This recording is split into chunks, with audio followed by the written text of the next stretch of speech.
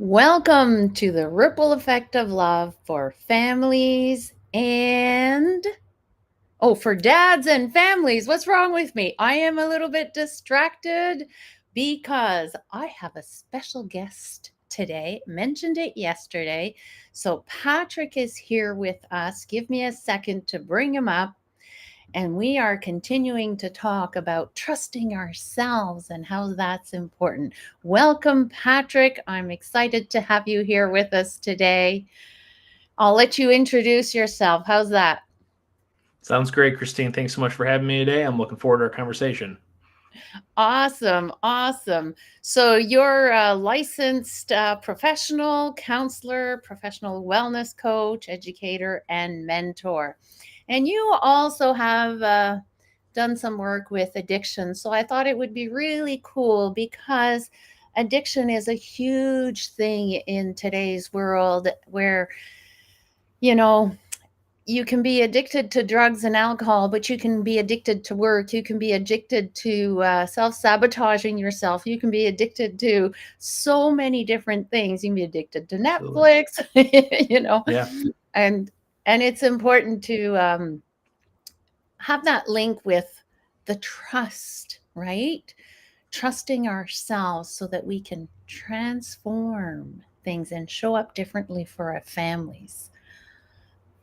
I'll let you add Mhm. in your Yeah, wisdom. Go for it. for sure. So my name is Patrick Eilers. I'm a licensed, like Christine said, licensed professional counselor. I'm a professional life coach. I call myself a wellness coach.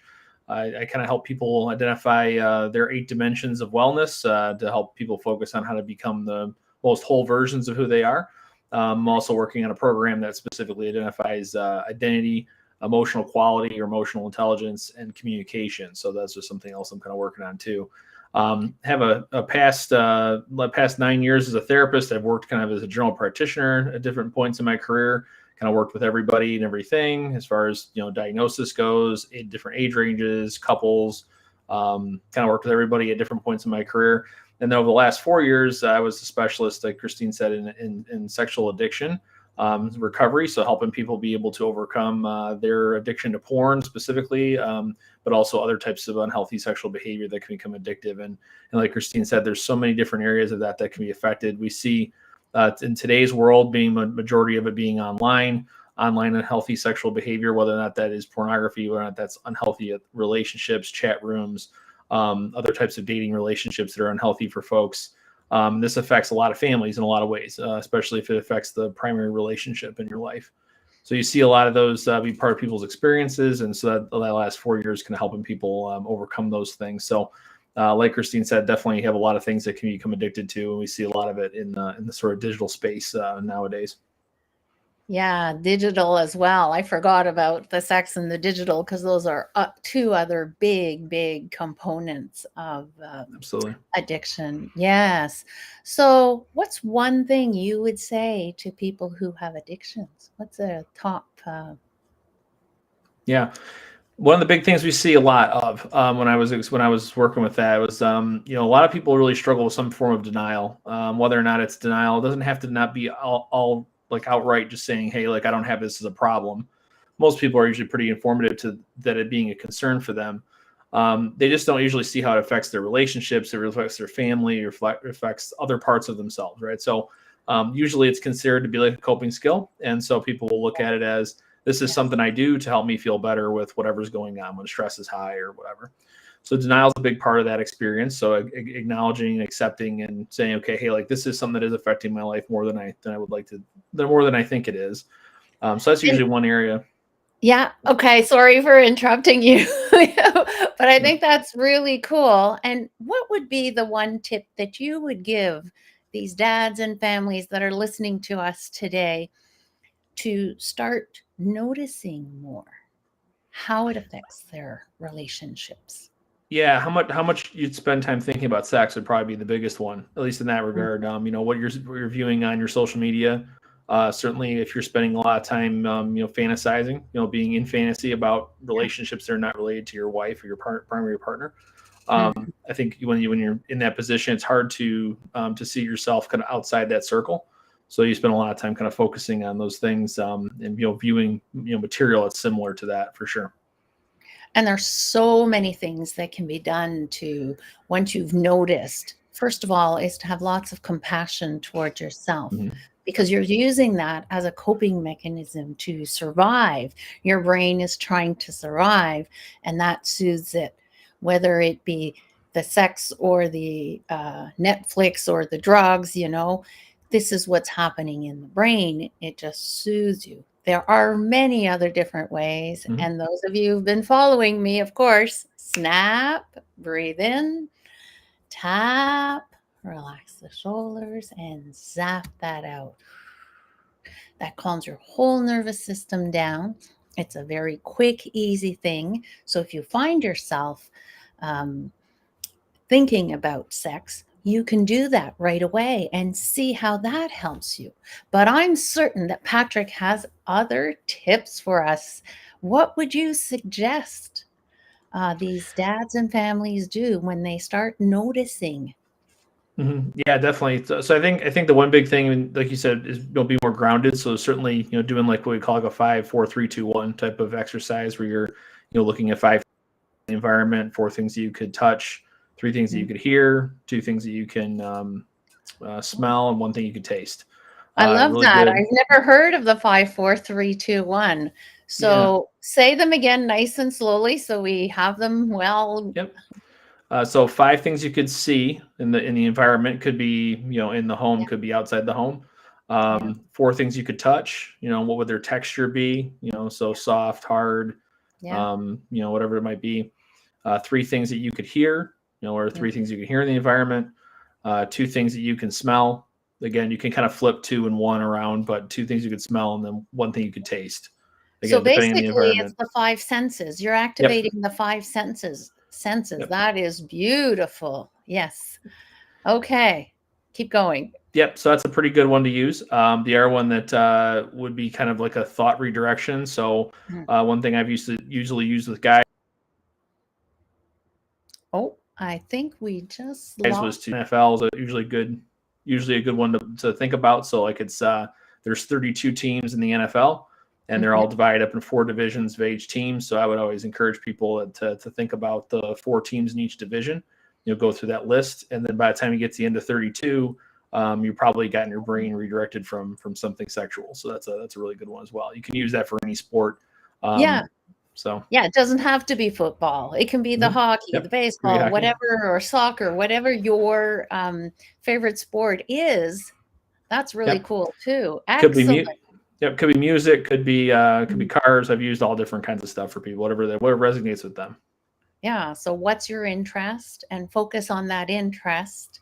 I mean, if it's vacations, focus on vacation and go through using your 5 senses of all the different aspects of, that's really cool. Thank you. Anything else you'd like to share? The other one I would say with that too would be to utilize something around the idea of, like you said, you could utilize the same sensory one, but like to a specific area. So they call it like a happy place. So some place you like to go to, some place you like to spend time with, and utilize the same kind of thing. Walking through the senses, the 5, 4, 3, 2, 1 idea. So you could add that to our modification of it. Yeah, excellent. And in addiction, there's also a part of trusting yourself that goes into that. How does trusting yourself, help you transform how you show up for your family and how you put the addiction aside? Mm-hmm.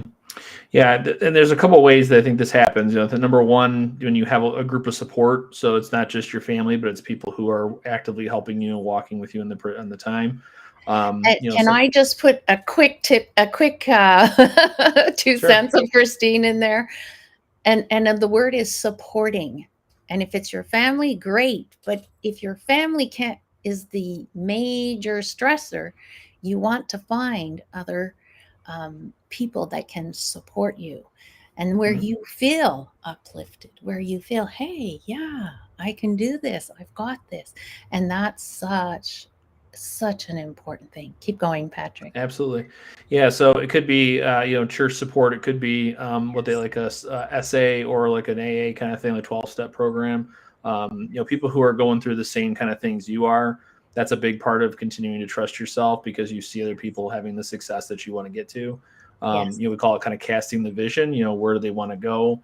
If you're on top of the mountain and you're looking out from the top of the mountain, what do you see in your life? What are the parts that you Yeah. can see at the top of the mountain, so to speak?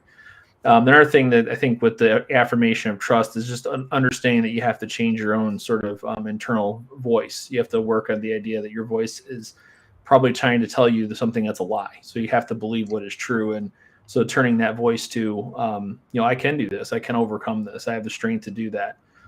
Sometimes trusting yourself is the ability to see it every day. So keeping a calendar or keeping a journal where you're marking down every day that you're seeing the success that you want to get to. I think trusting yourself really comes from the fact that you believe you can do it, and Yeah. trusting that you're going to do it regardless whether or not you feel it or don't feel it. Part of discipline is not being able to overcome in the moment; it's being able to overcome in the long term.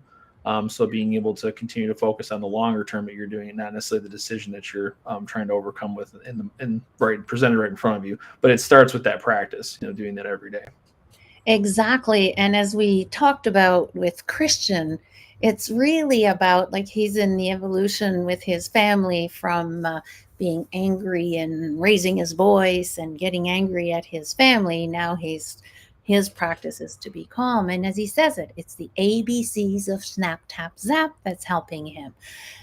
Patrick here just gave us a whole other group of ideas. Pick one, commit to it, find someone who will help you. And if you find you're not doing any progress with this person or this group, change person, change groups, or try another one, another idea Mm-hmm. to support you. Keep looking until you have found what speaks to you, what makes you move forward, what makes you shift and change, because we are all different. And because we are different, we need different things. So for me, the snap, tap, and zap is really good because it hacks my amygdala, makes me feel safe, calms me down, grounds me. But if you're already calm and grounded, well, you need something else. So that's why I wanted Patrick to come in and share some of his insights with you to help you on your journey so that you can keep moving forward. Or maybe you can implement 2 or 3 of the strategies.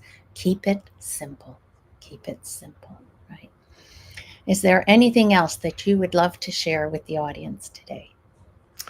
Well, I think encouraging people that like Christine said, it's not something that happens the very first time, and that also works for professionals as well. Like if you find somebody you're working with that you just don't feel like you're connecting with, it's not there's no shame in finding somebody else who are that you feel like that you're looking for that's going to speak more with what you're experiencing. So a big part of that is that it's not a kind of a one and done. And I know for men particularly, they kind of like to find the first solution that works for them and kind of stick with it. And it's also about finding ones over a period of time that may change.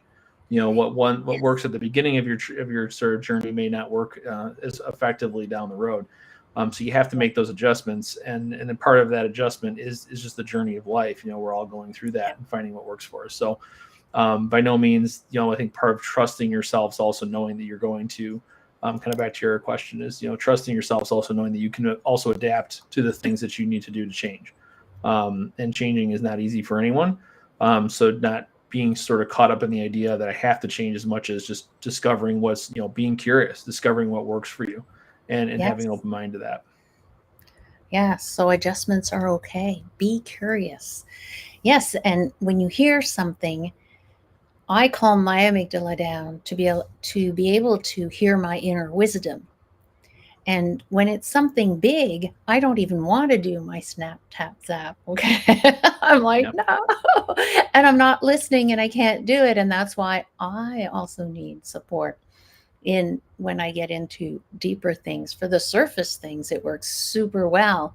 But for other things, I need to get some support.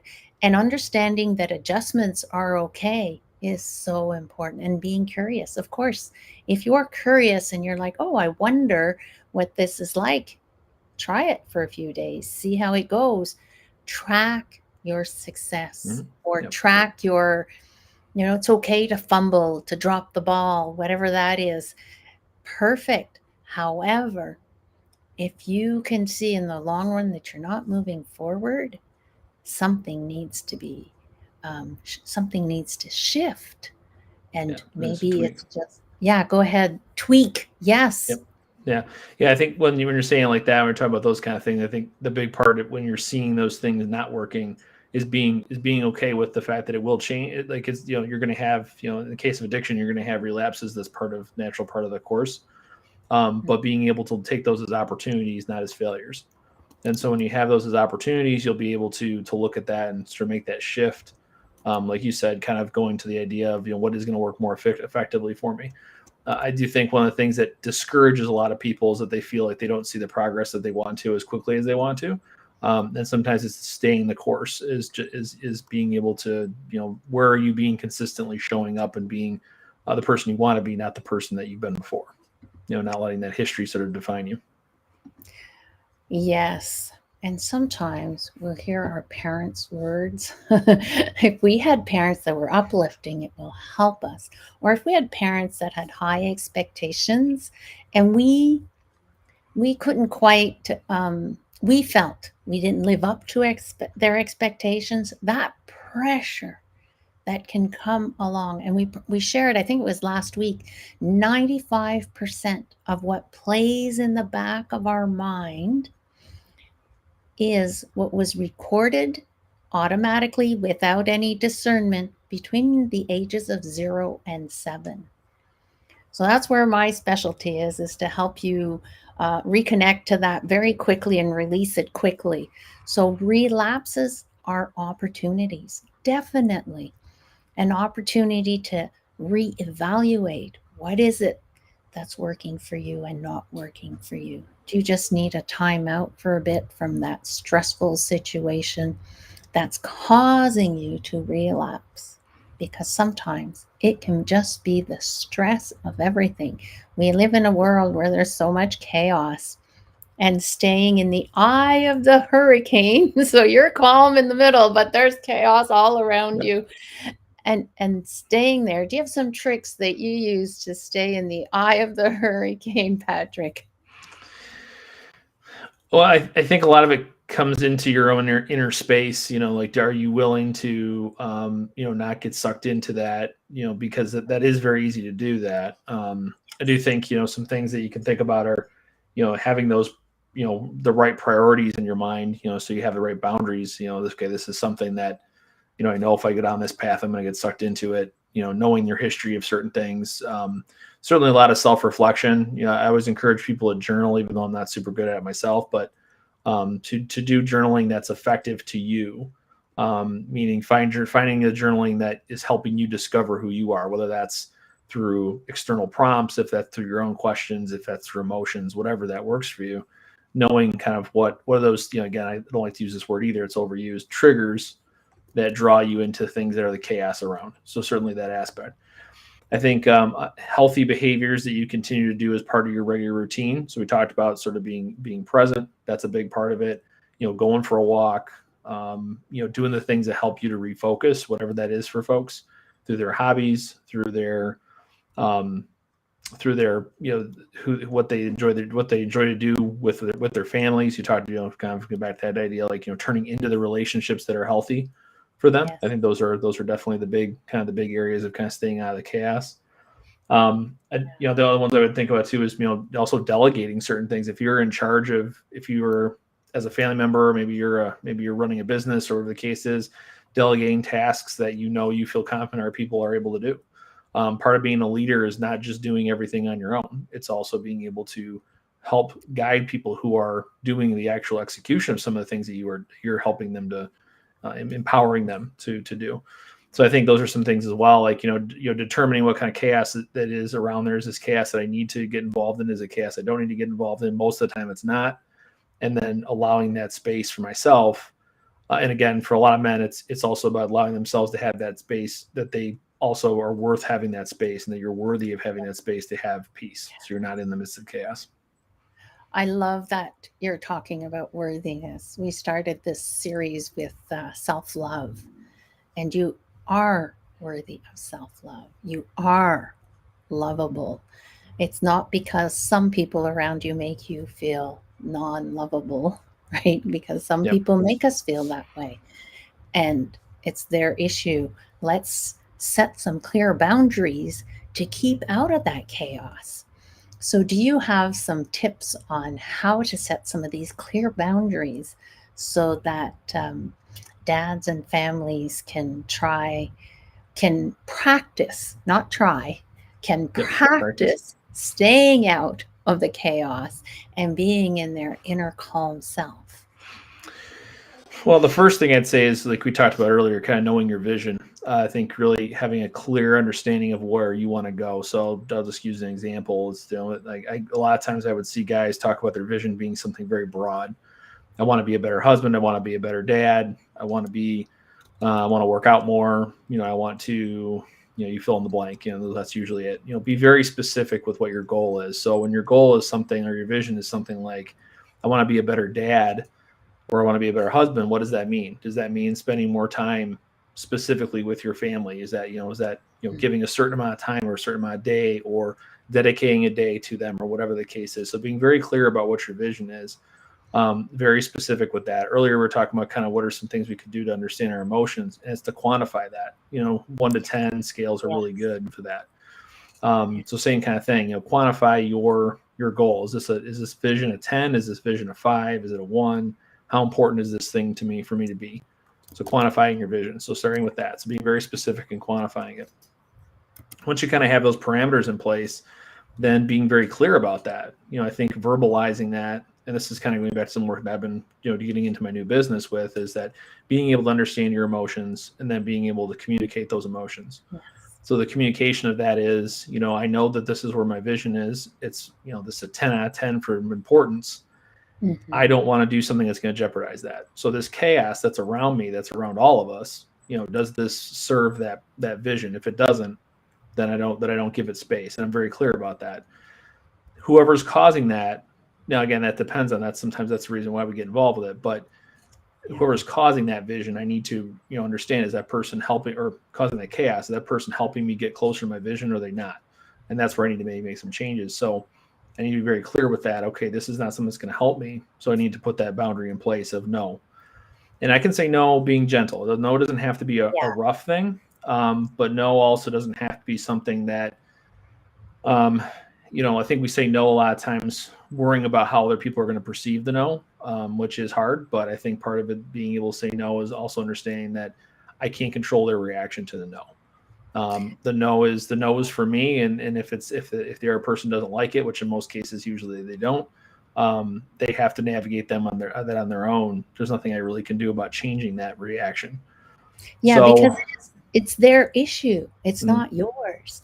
And if you're a person who gives a lot, who's a giver, and just naturally you give, when you start saying no, thank you to people, they're used to you giving everything to them. Right. So of course they're going to be upset because they're not taking responsibility.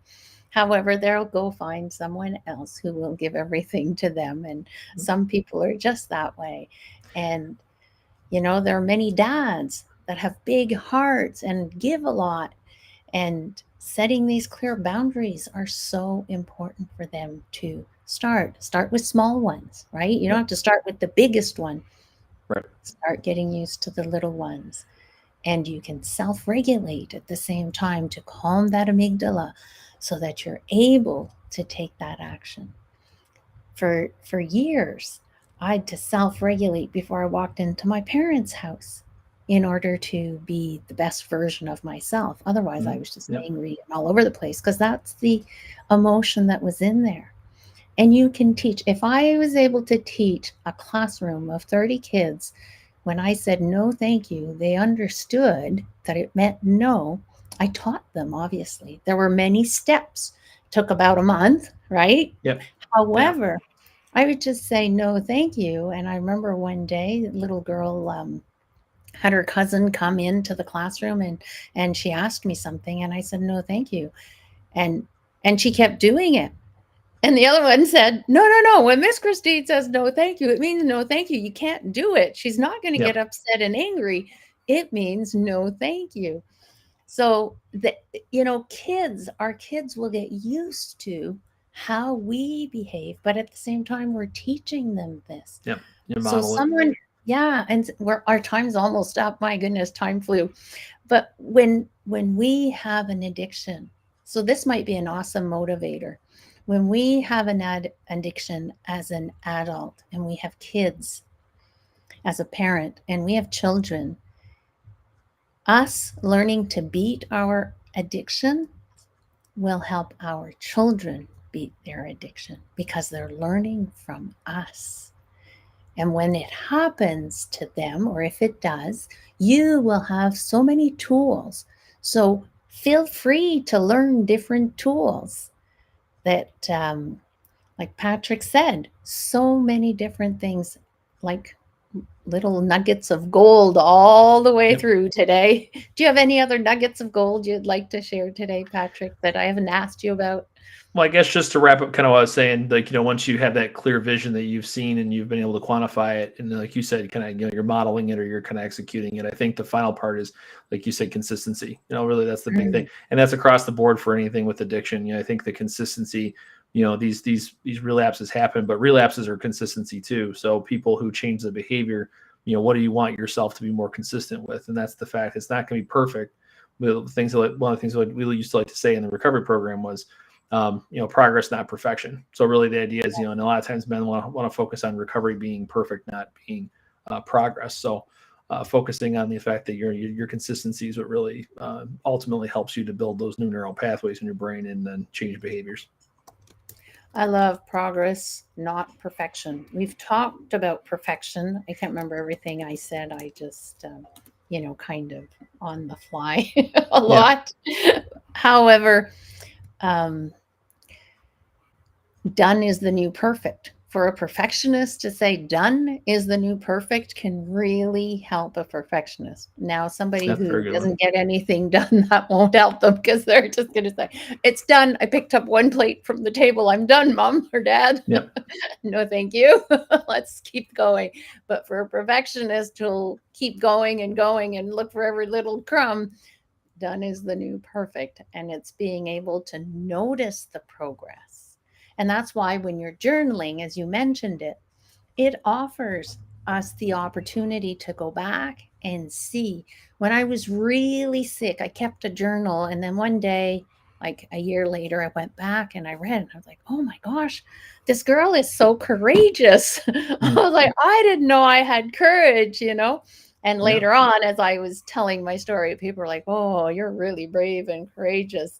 And I was like, okay, thank you. I can accept it now because I recognized it and I know that about myself. And when I decide to do something, I get it done, just like doing these live events here. And I decided I wanted to bring in more guest speakers because I think it adds value to the point, because there's more than the self-regulating. Yes, the self-regulating is amazing.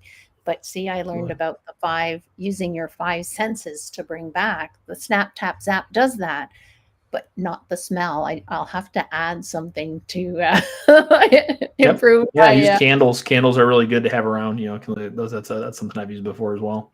Use candles for that as well. Just to add more elements of grounding. Whatever can ground you with your senses is usually a pretty good tool.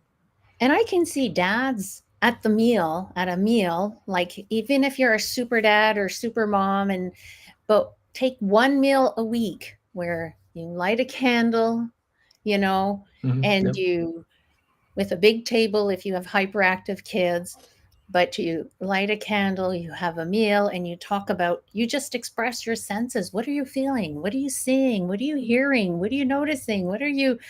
And it gets them thinking this way. And you're developing this in these little kiddos so that they can later on have it easier access to their memory.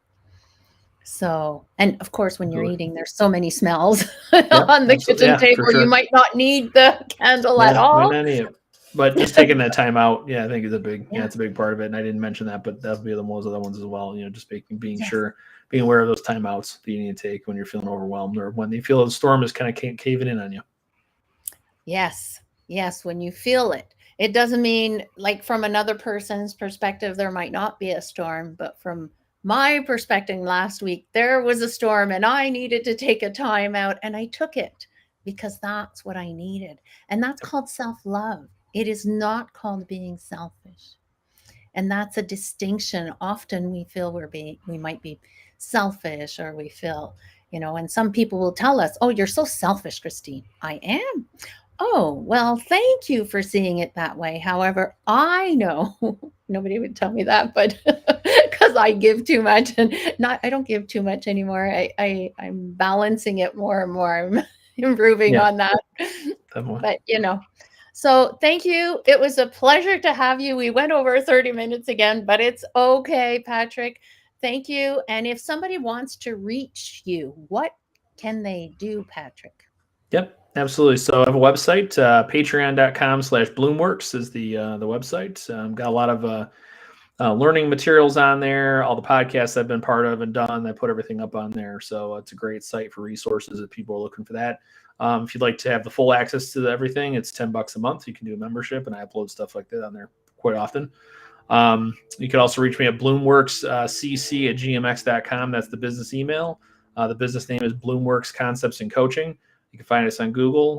We have a Google business profile page there, and you can also find me on LinkedIn. Excellent. Well, thank you very much. And if Thank you're you. looking to heal your inner child, work on your emotions taking over, my QR code is up in the corner, and maybe you can email me your information and I can put it in the chat from this live afterwards, Patrick, so Yeah, people can have easy access to your certainly can. knowledge and expertise. Thank you so much. It was a delight to have you here today with us. Yeah, thanks so much, Christine. I really enjoyed it. Thank you. So take care of yourself, and we look forward, and I look forward anyway, to seeing you again tomorrow at 1 p.m. Eastern so that we can be there to support you on your journey to being the ripple effect of love